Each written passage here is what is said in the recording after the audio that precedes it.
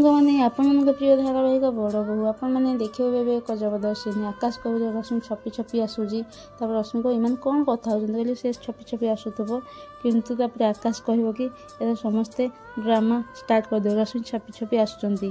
ତାପରେ ଆକାଶ କହିବ ଶିବ ଶଙ୍କର ଭଣ୍ଡାରର କରେଣ୍ଟ ଆକାଉଣ୍ଟ ପାଇଁ ଆମ ଘରର ସମସ୍ତ ସବୁ ମେମ୍ବର୍ସ ସିଗ୍ନେଚର କରିବାକୁ ପଡ଼ିବ।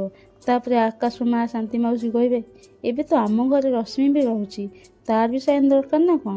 ତାପରେ ଆକାଶ କହିବ ହଁ ସେ ବି ଆମ ଘରେ ରହୁଛନ୍ତି ନା, ତାଙ୍କର ବି ସାଇନ୍ ଦରକାର।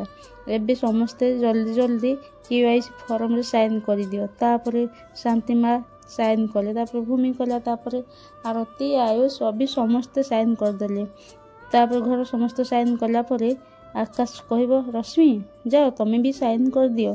ତାପରେ ଆୟୁଷ କହିବ ତମେ ଖାଲି ଗୋଟିଏ ଥର ସାଇନ୍ କରିଦିଅ, ଏବେ ଆମେ ତମକୁ ଧକ୍କା ଦେଇ ଏ ଘରୁ ବିଦା କରିଦେବୁ।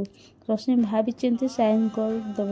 ତାପରେ କହିବ ଯେ ସତରେ ନା କ'ଣ ମୁଁ ଏଇ ସାଇନ୍ କଲେ ଆମର କିଛି ପ୍ରଫିଟ୍ ମିଳିବ ନା କ'ଣ ଏସବୁ ଭାବୁଥିବ। ତାପରେ ଭୂମି ଦେଖିବ ଯେ ସାଇନ୍ କରୁଛନ୍ତି, ଆଶ୍ଚର୍ଯ୍ୟ ହେଇଯିବ ଯେ ରଶ୍ମି ଏ ଫର୍ମରେ ସାଇନ୍ କଲା, କେହି ବିଶ୍ୱାସ କରିବେନି। ତାପରେ ରଶ୍ମି ସାଇନ୍ କରି ଚୁପଚାପ ଠିଆ ହେଲେ। ହଁ ସାଙ୍ଗମାନେ ଆପଣମାନଙ୍କୁ କ'ଣ ଲାଗୁଛି ଯେ ରଶ୍ମି ସାଇନ୍ କରିଥିବ ନା କରିନଥିବ? କାହିଁକିନା ରଶ୍ମି ଗୋଟେ ଚାଲାକ ଝିଅ, ସେ କେବେ ବି ସାଇନ୍ କରିଥିବ ବୋଲି ଆଶା ନାହିଁ, କିନ୍ତୁ ଆପଣମାନେ କମେଣ୍ଟ ମାଧ୍ୟମରେ ନିହାତି ଜଣାଇବେ। ଜୟ ଜୟ।